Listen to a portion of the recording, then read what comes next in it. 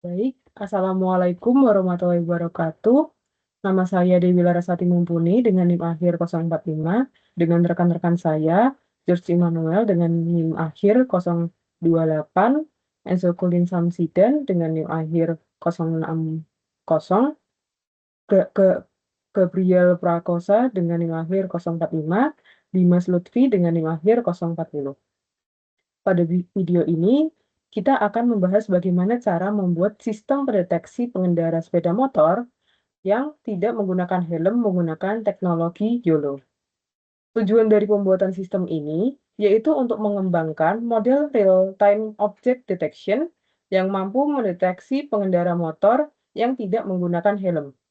Dengan adanya sistem ini, proses pemantauan keselamatan berkendara dapat dilakukan secara otomatis melalui CCTV atau rekaman video. Hasil deteksi ini diharapkan dapat membantu peningkatan kepatuhan penggunaan helm serta mempermudah aturan keselamatan lalu lintas. Berikutnya akan dijelaskan oleh teman saya, Gabriel. Pertama yang perlu dilakukan adalah kami mengambil dataset dari Kaggle terlebih dahulu.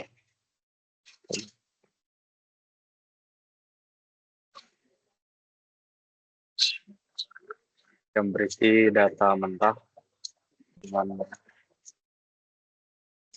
beberapa labeling yang sudah diberikan.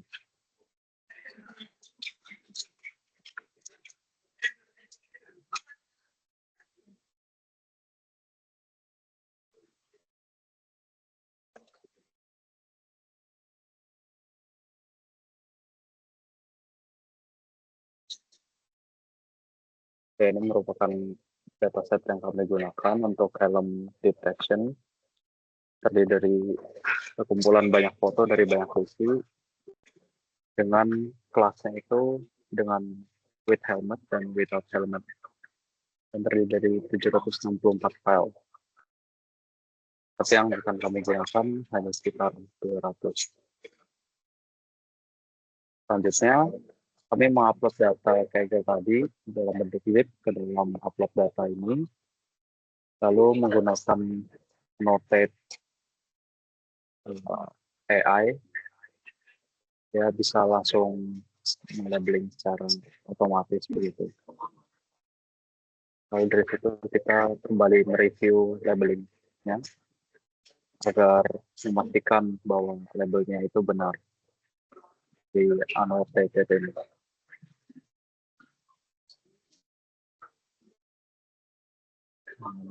Beberapa contohnya yang bisa dilanjutkan oleh pengajar. Selanjutnya saya akan menjelaskan bagaimana kami bisa menggunakan auto label di Robogoning. Jadi setelah kita melakukan auto label, pertama-tama kami menggunakan model SAM3 untuk auto labelnya. Tapi setelah kami melakukan labeling full gambar pertama, kami melakukan training terhadap data tersebut.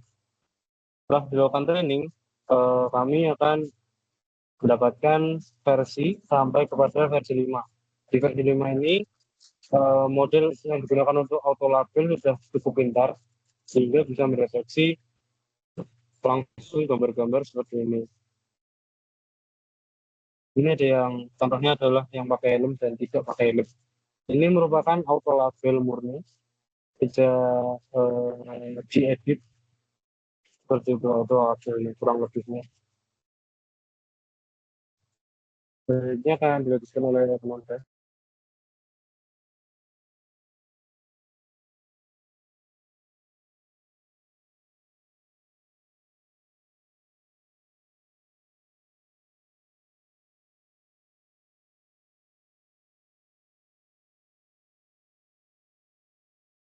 Selanjutnya, untuk pembagian dataset, di sini kami mengimpor beberapa library seperti OS untuk interaksi dengan struktur folder, kemudian ada Satil untuk operasi file, untuk penyalin file, kemudian ada random untuk mengambil dataset secara random, kemudian ada ya ML untuk konfigurasi dokumen tipe YAML.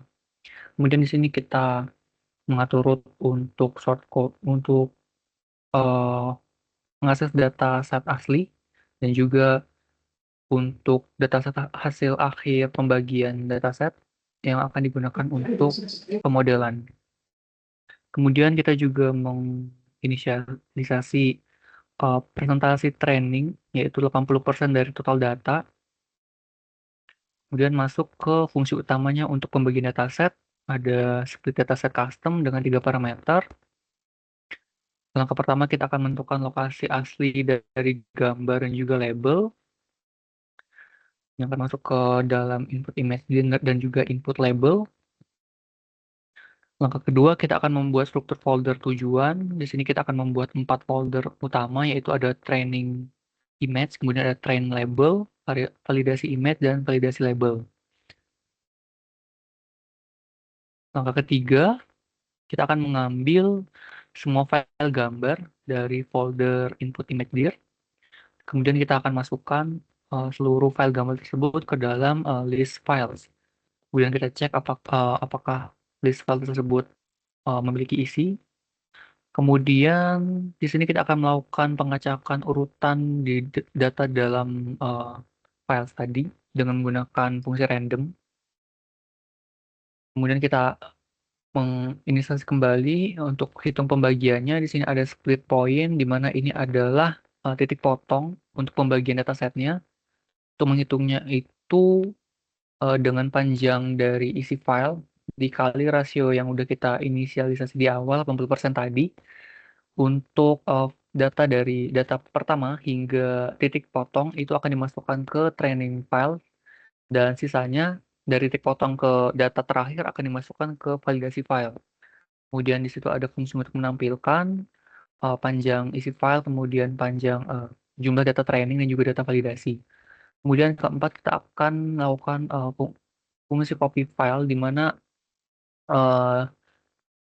di sini kita akan menyalin file untuk setiap gambar di dalam list, baik itu untuk list train dan juga validasi. Kemudian langsung kita eksekusi untuk memasukkan file atau dataset ke masing-masing tipe filenya. Kemudian kita akan membuat file data dengan tipe YAML dengan konfigurasi ada fat, train, file, dan ng untuk jumlah kelasnya itu 2 dan juga untuk nama kelasnya itu with helm dan without helm. Kemudian di sini juga akan menampilkan lokasi dataset baru dan juga file config. Kemudian kita jalankan kode untuk pembagian dataset dengan 3 parameter sebelumnya, yaitu source folder, lokasi awal dataset asli, kemudian output folder, tujuan akhir pembagian tadi, kemudian split ratio 80% tadi. Kemudian untuk outputnya, di sini total gambar yang ditemukan ada sekitar 250 image. Kemudian data akan dibagi menjadi 80% dari 250 untuk training, yaitu 200 sampel data, dan juga validasi sekitar 50 sampel data. Kemudian lokasi dataset baru bisa dilihat di root tersebut ke konten dataset final dan juga file config yang siap digunakan untuk YOLO-nya ada di dataset final data.yam. Selanjutnya akan dijelaskan oleh teman saya. Selanjutnya di sini kita akan masuk ke dalam proses training model YOLO-nya. Pertama kita lakukan pip install Ultralytic, itu library untuk bisa mengaktifkan atau mengimport YOLO. Di sini kami menggunakan YOLO versi 8. Di sini sudah terlihat model menggunakan YOLO v8n.gc. Ini kenapa kami menggunakan YOLO versi 8? Karena untuk versi 8 sendiri yang tidak membutuhkan tuning yang cukup banyak ya. Jadi versi 8 ini bisa dibilang cukup stabil untuk object detection seperti itu. Jadi kami setelah memilih model YOLO yang akan digunakan, kami mulai melakukan proses training. Di sini ini adalah parameter-parameter yang kami gunakan. Epoch-nya kami menggunakan Epoch 50, kemudian image size-nya 640, page-nya 16, kemudian di-save di Pet Project konten hasil training dengan nama model helm final. Jadi kami akan melakukan training sebanyak 50 kali 50 kali tahapan, dengan tiap tahapannya itu 16 gambar seperti itu. Kemudian setelah model selesai di training, maka model akan disimpan dalam bentuk .pt seperti itu. Ini adalah rekaman di mana kami melakukan trainingnya sampai dengan epoch ke-50. Setelah datanya sudah selesai, akan mengambil training model yang terbaik tersebut. Kemudian setelah di-save, kami melakukan testing. Di sini kami melakukan tes kepada gambar dan juga kepada video. Untuk kepada gambar, hasilnya akan seperti ini.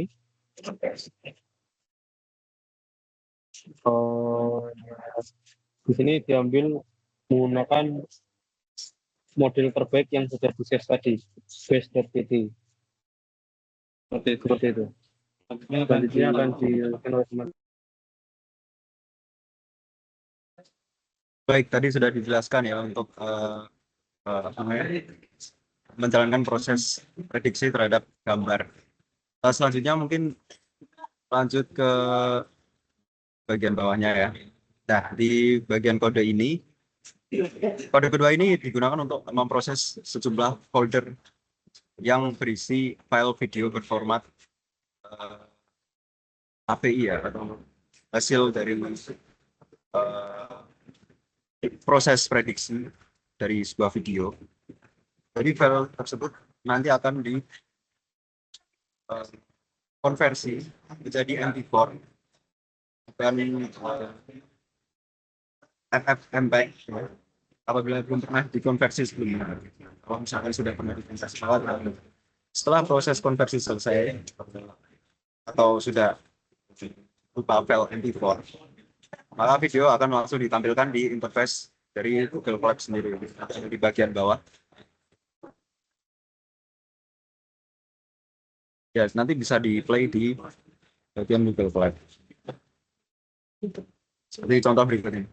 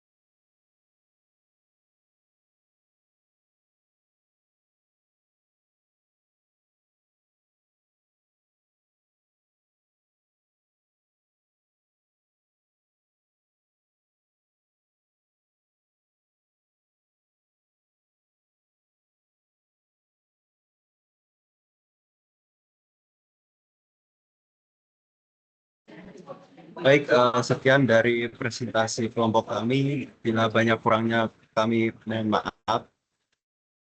Sekian. Assalamualaikum warahmatullahi wabarakatuh.